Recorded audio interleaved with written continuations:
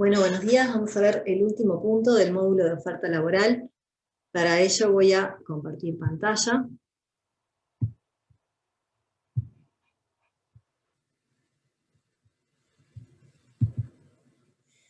Bien. Bueno, entonces, este último punto hace referencia a otra extensión del modelo neoclásico básico de elección ocio-consumo, y en este caso lo que vamos a considerar es la evolución de la oferta de trabajo a lo largo del ciclo de vida. Para ello, analizaremos las decisiones en el tiempo, a lo largo del ciclo vital, o sea, las decisiones intertemporales, y distinguiremos algunas elasticidades. Y veremos decisiones que involucran al trabajador en base a ello.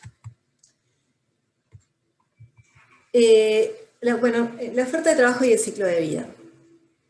Cuando considerábamos el modelo estático, el modelo que veíamos en la primera parte del curso, considerábamos que las decisiones se tomaban en un momento del tiempo. ¿Bien? Pero en realidad, cuando pensamos en un trabajador tipo, las decisiones, este trabajador no las va a considerar en un momento, sino que va a tener mucho que ver qué ocurrió antes con él y qué ocurrirá a posterior consigo mismo también.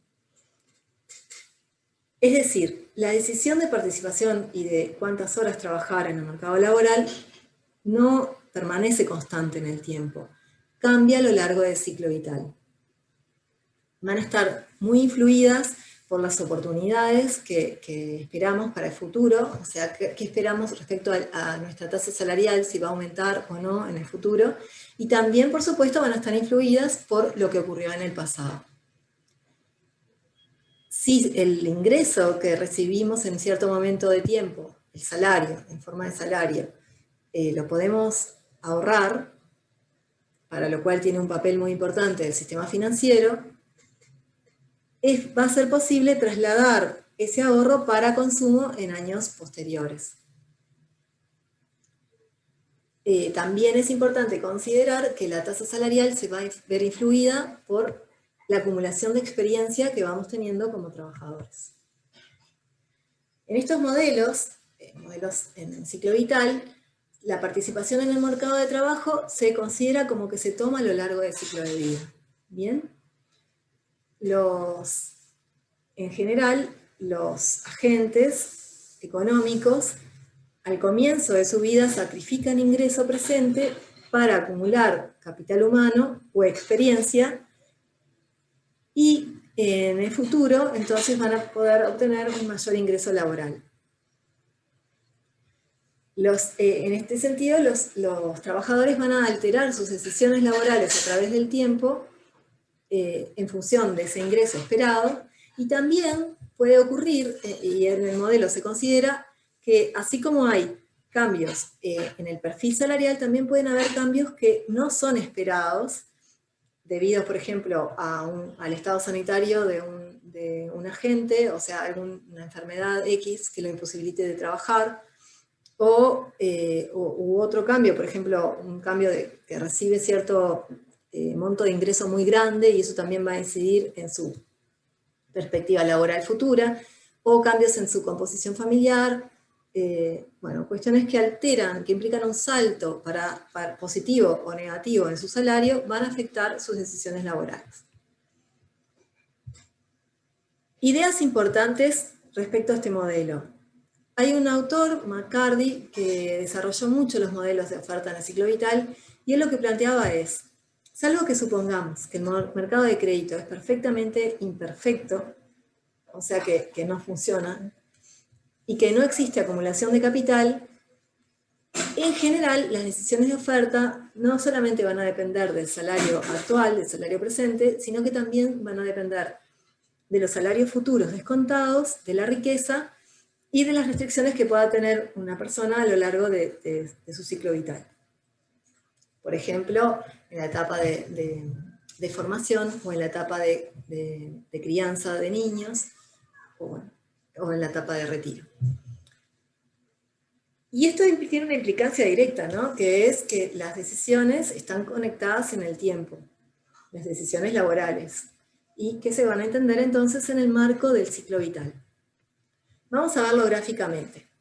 En este gráfico lo que estamos planteando es un trabajador que tiene, en el eje de las abscisas está su edad y en el de las ordenadas el salario, y lo que vemos es que el salario va creciendo en la medida que el trabajador va aumentando de edad, hasta que llega un momento en el que comienza a caer. Entonces, ¿qué es lo que se plantea? Bueno, que es esperar que el trabajador destine más tiempo a su participación en el mercado de trabajo en la medida, en los momentos donde el salario es mayor. Entonces, ¿cómo va a responder la oferta laboral de un trabajador a un incremento salarial que está vinculado a su ciclo vital? Ese incremento salarial en el ciclo vital nos referimos en este modelo a cambios evolutivos en el perfil salarial. Son cambios que son previstos, ¿bien? Y son cambios del perfil salarial que evolucionan a través del tiempo. Esos cambios evolutivos en el salario no afectan el ingreso total en el ciclo de vida del trabajador. El trabajador en estos modelos conoce cuánto va a ganar y tiene una versión entonces de su ingreso permanente en su ciclo vital. ¿Bien?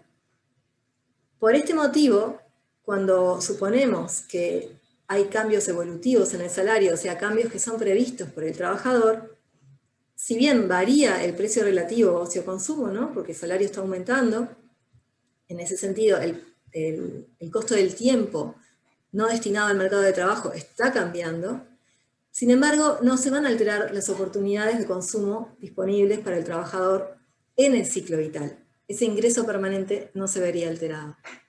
Por esto, lo que sugieren los modelos de oferta de trabajo en el ciclo de vida es que en la medida, fíjense en el primer gráfico, el que ya habíamos visto, cuando la edad va aumentando y el salario crece, bueno, hay un correlato en la oferta laboral que las horas de trabajo van a aumentar concomitantemente con ese mayor salario en el ciclo vital.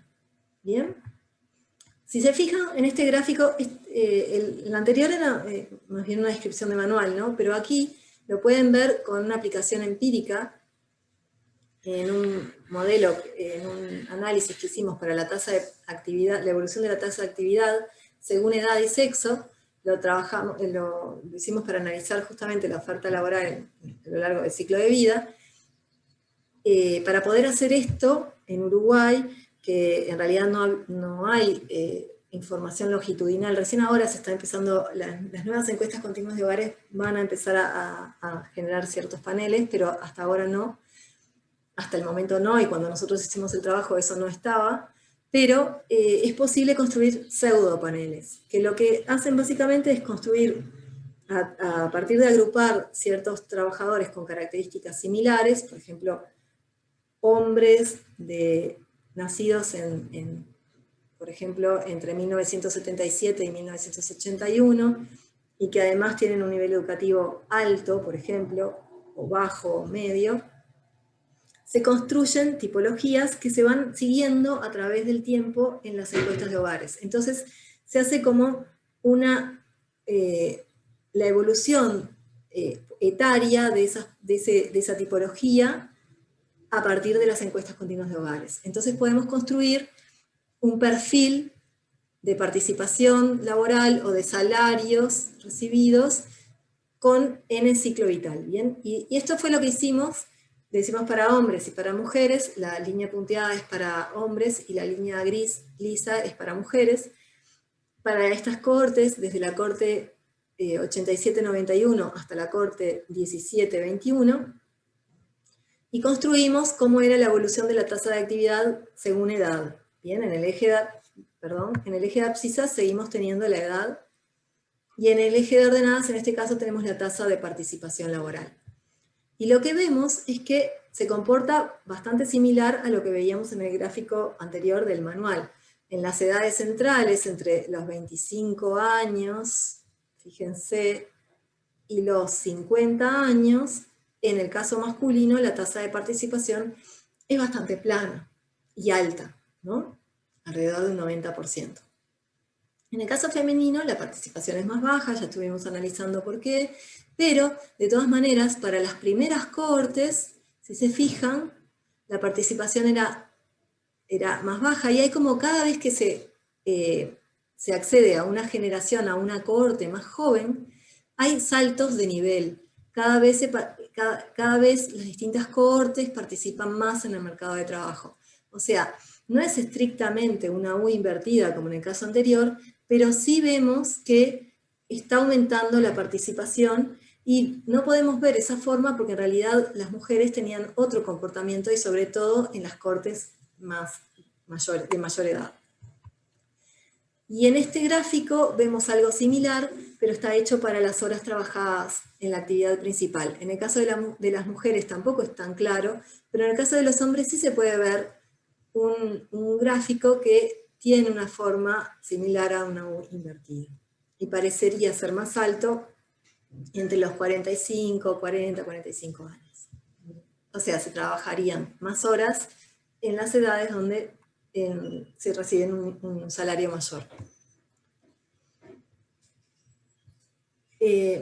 Bueno, entonces, lo que predice este modelo es que la asociación entre los salarios y las horas trabajadas es positiva. En el caso del modelo estático, el que veíamos antes, la elasticidad de las horas trabajadas al salario tenía un signo ambiguo, ¿verdad? Dependía de si dominaba el efecto sustitución o el efecto ingreso. En el caso del modelo dinámico, o sea, el modelo en el ciclo de vida, el efecto no es ambiguo. Ante cambios evolutivos en el salario, la participación o las horas trabajadas van a ser más altas. O sea que la elasticidad va a ser positiva. Bien, el punto de esta diferencia en estos modelos es que se está interpretando distinto los cambios salariales. En el modelo estático, en el modelo anterior, el incremento salarial aumentaba el conjunto de oportunidades disponibles. Y como aumentaba el conjunto de oportunidades disponibles del trabajador, operaba el efecto ingreso. En el modelo de ciclo de vida, ese incremento salarial evolutivo no aumenta las oportunidades disponibles del trabajador en el ciclo vital. Entonces no se genera un efecto ingreso. ¿Bien? Lo único que se está alterando es el precio relativo del ocio. Y por lo tanto solo está operando un efecto sustitución. Esto en el análisis de un trabajador. Pero cuando consideramos dos trabajadores, por ejemplo, hacemos un análisis comparativo, ahí la cosa es un poco distinta, porque, por ejemplo, veamos este gráfico. Aquí tenemos, en el primero, en el de más a la izquierda, tenemos la edad y el salario, ¿no? Y dos trabajadores, A y B. Claramente, el trabajador A tiene un perfil salarial mayor, más alto, recibe un salario más alto a lo largo de todo el ciclo vital que el trabajador B. ¿Eso cómo se va a reflejar en las horas de trabajo de A y de B? En términos relativos, es indeterminado. Sabemos que en ambos casos los dos van a trabajar más en las edades donde reciben un salario más alto. Pero A trabajará más horas en el ciclo vital que B si domina el efecto sustitución. O sea, si prima el peso de que el ocio se vuelve un bien más caro en términos relativos. Y trabajará menos horas si lo que domina es el efecto ingreso. Si analizamos entonces, esto es un resumen de lo que ya he ido comentando, pero analizando entonces esto que vimos desde el punto de vista de las elasticidades. La elasticidad en el ciclo vital, la elasticidad intertemporal, lo que hace es medir la respuesta de las horas trabajadas ante variaciones evolutivas en el salario a lo largo del ciclo vital, manteniendo constante la utilidad marginal de la riqueza. Esta elasticidad es positiva. Lo que refleja es que a lo largo de la vida de los individuos se tienden a concentrar horas trabajadas en las edades donde los salarios son mayores. Por otro lado, la elasticidad no compensada, en lugar de ver cambios evolutivos, lo que mide son cómo responde la oferta laboral ante variaciones salariales no paramétricas, es decir, cambios no evolutivos. cambios que implican un salto en ese perfil salarial. Y en ese caso, como son cambios que alteran el conjunto de oportunidades del trabajador, va a generar tanto un efecto sustitución como un efecto ingreso.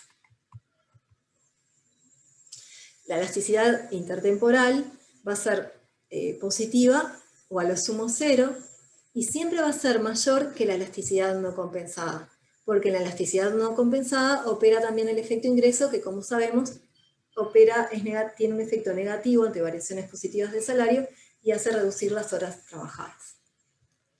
Esta distinción es importante a la hora de interpretar los parámetros que estamos estimando en ecuaciones de oferta. Cuando hacemos un análisis en el ciclo vital, el problema de optimización va a ser maximizar la función de utilidad intertemporal, que tiene en cuenta, en este caso, en este ejemplo, las distintas edades del trabajador que están representadas por A.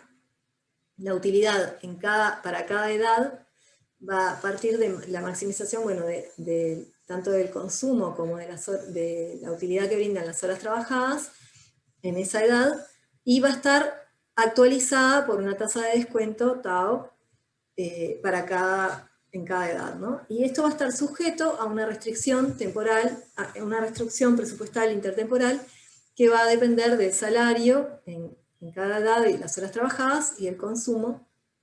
Esto va a estar actualizado por la tasa de interés y le vamos a sumar el ingreso no laboral. Si operamos, vamos a llegar a la ecuación que nosotros estimaríamos si quisiéramos hacer una estimación de la elasticidad intertemporal. Lo que vamos a estar estimando es el parámetro θ, que es el que nos da la elasticidad intertemporal. Y lo que tenemos en esta ecuación es, por un lado, las horas trabajadas para una cohorte de individuos K. Por ejemplo, cuando en los gráficos yo les mostraba, por ejemplo, la cohorte 77-81. Bueno, esa es una cohorte. Para esa cohorte vamos a introducir dos grupos de variables que denominamos efectos fijos por cohorte, que básicamente son variables que indican a qué cohorte hacemos referencia, y lo que captan es aspectos específicos de esa cohorte, y también efectos fijos por nivel educativo. V sub S representa a los distintos niveles educativos, por ejemplo, alto, medio, bajo. Y la conjunción de efectos fijos de cohorte y de nivel educativo captan cómo incide la utilidad marginal de la riqueza, que es considerada constante. Y θ, que es el parámetro de interés, en realidad, que es la elasticidad intertemporal, lo que mide es la respuesta de las horas trabajadas ante los cambios evolutivos del salario a lo largo del ciclo vital. O sea, en ese perfil salarial, manteniendo constante la utilidad marginal de la riqueza. Por otro lado, si quisiéramos estimar la elasticidad no compensada, lo que deberíamos hacer es introducir a esa ecuación también el ingreso en las otras etapas del ciclo vital. Por eso ponemos la sumatoria en I distinto de A del logaritmo del salario para distintas edades, y también el ingreso no laboral. En ese caso, el parámetro que surge del logaritmo del salario para la cohorte K y del nivel educativo S en la edad A es un parámetro delta, que se representa como θ más A, y que corresponde a la elasticidad no compensada. Y va a medir entonces la respuesta de las horas trabajadas ante un cambio salarial en la edad A, que es un cambio paramétrico, ¿no? Un salto en ese perfil evolutivo del salario. Y va a afectar el comportamiento en todo el ciclo vital. Así como analizamos en el ciclo vital la oferta laboral medida a través del margen intensivo, o sea, con horas trabajadas, también lo podemos ver en el margen extensivo con decisiones de participación. Refiere, por ejemplo, al primer gráfico que vimos en las transferencias anteriores. Y en este modelo también se predice, por los mismos motivos, una asociación positiva entre el salario y la participación laboral. Si el salario de reserva fuera constante en el ciclo de vida, la probabilidad de participar va a ser mayor cuanto mayor es el salario ofrecido, ¿verdad? pero lo que tenemos que tener en cuenta es que el salario de reserva en realidad no es constante a lo largo del ciclo de vida. El salario de reserva se altera, por ejemplo, con distintos sucesos que puedan ocurrir a un individuo. Por ejemplo, cuando se tienen hijos, los niños aumentan el valor tiempo del trabajo no remunerado, porque hay que dedicarle más tiempo a los niños. Y en consecuencia aumenta el salario de reserva.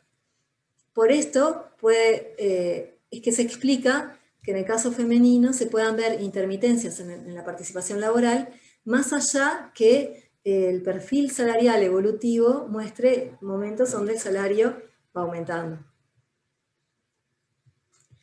Otro aspecto que me parece importante tener en cuenta para ir cerrando este análisis es, bueno, cómo vincular el modelo de ciclo vital también con cómo responde la oferta laboral a variaciones en el ciclo económico. En el ciclo, cuando la actividad económica está disminuyendo, por ejemplo, en momentos de recesión o de crisis, donde hay pérdidas de empleo importantes, o sea, el desempleo va aumentando, hay dos efectos que están vinculados a la oferta laboral que pueden operar de forma contrapuesta. Uno tiene que ver con el efecto que se denomina trabajador añadido, que hace referencia a que cuando la actividad, por ejemplo, está disminuyendo, ante potenciales pérdidas de trabajo del proveedor principal en el hogar, hay otros miembros del hogar que salen a ofrecerse al mercado de trabajo para contrarrestar la pérdida de ingresos que se origina a través de la pérdida del trabajo del proveedor principal. Ese efecto se denomina trabajador añadido, porque hay una caída en el nivel de actividad y hay un aumento de la oferta laboral. Otro efecto que se contrapone a este, pero que también se ha verificado en economía, es el efecto del trabajador desalentado.